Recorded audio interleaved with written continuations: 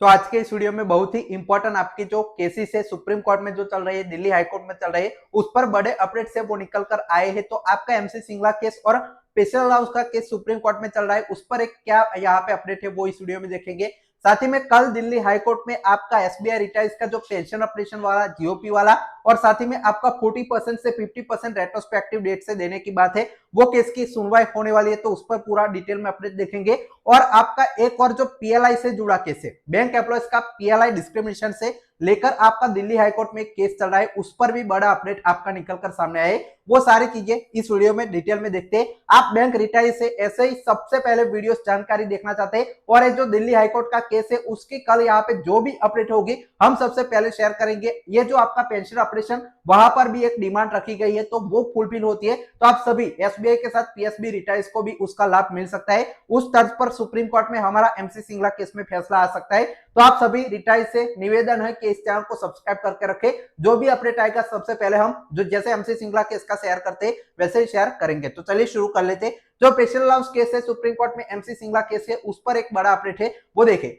Supreme court की site पर आपका जो वीकली लिस्ट है, ये आपका समर वैकेशन 1 जून से आपकी 22 जुलाई तक होने वाला है। तो वीकली लिस्ट है वो इस वीक की जो रेगुलर केसेस है, मेन केसेस है, उसकी पब्लिश नहीं हुई है। यहाँ पे आप देख सकते हैं कॉज लिस्ट मैंने सुप्रीम कोर्ट की जो आपकी अभी मैंने चेक की, उसमें देख सकते हैं कोई जो आपका मेन केसेस की जो लिस्ट है वो आप सभी को देखने को नहीं मिल रही है। कोई वीकली लिस्ट है वो पब्लिश नहीं हुई। साथ ही में आपके जो रेगुलर के मेन केसेस है उस पर भी आप देखें कि जो सुप्रीम कोर्ट में इस केसेस की भी हियरिंग यहाँ पे इस वीक में नहीं होने वाली। क्यों नहीं होने वाली, इसके पीछे का कारण आप सभी को पता होगा, मेरे जो वीडियोस रेगुलर देखते हैं, कि आपका जो सुप्रीम कोर्ट में वैकेशन होता है तब आपके जो मिसलेनियस केसेस है उसकी सुनवाई 1-2 वीक आपका वैकेशन से पहले, वैकेशन के बाद चलती है। तो आपके मेन केसेस है उसकी सुनवाई नहीं होती। तो इस बार आपका जो स्पेशल हाउस का केस है वो वीकली लिस्ट में पहले आया था, लेकिन इस बार तो कोई वीकली लिस्ट ही नहीं निकली, तो आपका स्पेशल हाउस का केस अभी सुना नहीं जाएगा। एक केस भी आपका जैसे एमसी सिंगला केस का समर वेकेशन के बाद जो है लगाया गया है, वैसे ही अब ये जो आपका केस है स्पेशल हाउस केस, वो भी आपका समर वेकेशन खत्म होगा उसके बाद सुना जाएगा। और सुनवाई कैसे होगी उसकी, तो वीकली लिस्ट में तो उसका नाम आ जाता है, लेकिन डेली लिस्ट के लिए आपको बार बार चेक करना पड़ेगा। हर वीक हम चेक करेंगे कि क्या कोई अर्ली एप्लीकेशन डाली गई है, क्या इसकी सुनवाई होती है, क्या कोर्ट इसको प्रायोरिटी पर लेता है, क्या टॉप 20 में मैटर आता है रेगुलर हियरिंग में, क्या इसकी सुनवाई होती है, वो अब समर वेकेशन के बाद पता चलेगा। दूसरा अपडेट है एमसी सिंगला केस पर कि आपका जो एमसी सिंगला केस है वो तो आपका समर वेकेशन के बाद ही अब लगा है, 22 जुलाई को इसकी हियरिंग होनी है, लिस्टेड यहाँ पे किया गया है। लेकिन जो हमारी तरफ से आपके संघवी जी, मिस्टर संघवी आपके हमारे एडवोकेट है सीनियर, वो गए थे सुप्रीम कोर्ट में। उन्होंने जब आपका रिक्वेस्ट की थी इसको समर वेकेशन से पहले सुना जाए, तब आपके जो विक्रमनाथ जी है उन्होंने कहा था कि अभी जो 3 जजेस के मामले, डेट केसेस, यहाँ पे साथ ही में मिसलेनियस बहुत सारे केसेस है, वो थे समर वेकेशन से पहले, इस सभी को यहाँ पे जो है खत्म करना था, प्रायोरिटी पर वो सारे मैटर थे। तो अब आपका जो समर वेकेशन के बाद मौका मिलेगा, तो आपकी अब जो है वो पॉसिबिलिटी से है कि समर वेकेशन के बाद आपको बार बार 3 जजेस की बैच यहाँ पे डेट केसेस या आपके मिसलेनियस ज्यादा केसेस देखने को नहीं मिलेंगे, जैसे सुप्रीम कोर्ट में रेगुलरली होता था पहले कि सिर्फ आपकी जो 2 जजेस की बैच है वो बैठती थी और आपके जो सारे केसेस है रेगुलर हियरिंग के वो सुने जाते हैं। वैसे पैटर्न आपका फिर से चालू हो जाएगा समर वेकेशन के बाद। तो 22 तारीख को मोस्ट पॉसिबल है कि 101 नंबर पर हमारा जो पार्ट हियर ऑलरेडी सुना जा चुका केस है, तो 101 नंबर पर आपको लगेगा और इसकी सुनवाई है वो आपकी जुलाई महीने से स्टार्ट होगी फिर से। तो ये रिजम्पशन पीरियड है आपका समर वेकेशन तक। दोनों केसेस का ये लेटेस्ट अपडेट है कि स्पेशल हाउस का केस भी और जो आपका एमसी सिंगला केस भी अब समर वेकेशन के बाद इसका जो है सुनवाई होगी। तो ये लेटेस्ट अपडेट सुप्रीम कोर्ट की साइट पर से आप देख सकते हैं।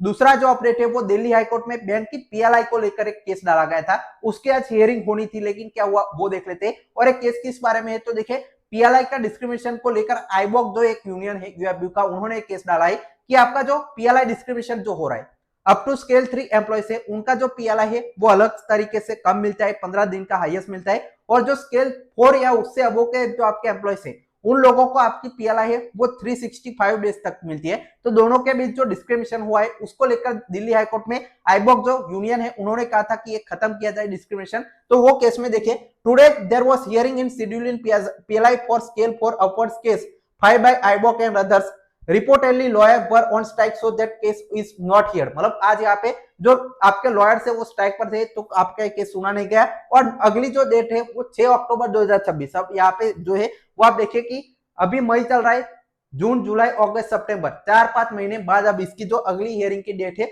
वो रखी गई है दिल्ली हाईकोर्ट में। तो ये दिल्ली हाईकोर्ट में आपने एक पैटर्न नोटिस भी किया होगा कि आपका जो एसबीआई रिटाइज का केस चल रहा है उसमें भी डेट आपकी है बहुत 2-3 महीने के बाद आपको मिलती है। तो ये आपका एक केस है एसबीआई रिटाइज का, जिसको आप सभी को पता है। पहले देखिए 40 to 50 केस क्या है वो थोड़ा सा मैं आपको ब्रीफ कर देता हूं कि आपका जो पेंशन जो आपके एसबीआई के रिटाइज है उनको पहले क्या हुआ करता था कि पब्लिक सेक्टर बैंकों के रिटाइज बाकी एसबीआई को छोड़ के उनको तो जो आपका जो पे स्केल होता था, जो बेसिक पे होता था, उसका 50% पेंशन है वो दिया जाता था। लेकिन एसबीआई में क्या हुआ कि उनके रिटाइज को सिर्फ बेसिक पे का जो आपका 40% हिस्सा ही जो पेंशन है उसमें दिया जा रहा था। तो इन्होंने दिल्ली हाईकोर्ट में जो अपना केस है वो फाइल किया, तो इसकी सुनवाई हुई, फैसला भी आ गया कि आपका जो है 50% पेंशन बेसिक पे का दिया जाएगा। तो वो तो आपकी डिमांड पूरी हो गई एसबीआई की रिटाइज की। लेकिन अब ये जो आपका जो फुलफिल किया गया 50%, वो ये जो आपके लोग है वो मांग रहे हैं कि जब से लगा था, जब से रेगुलेशन था, जैसे आपका 2014 इनका जो अलग से रेगुलेशन चलता है जो एसबीआई रिटाइज का, जैसे बैंक रेगुलेशन जो है 1995 अलग है, वैसे इनका अलग है। तो जब से रिटायर हुए थे जो तब से इस जो आपका जब से रेगुलेशन इंप्लीमेंट हुआ था तब से इनको 50% पेंशन के एरियर्स भी दिए जाए। तो ये आपका केस है वो 40 to 50% वाला केस है। इसकी हेयरिंग पर क्या अपडेट है वो देखिए।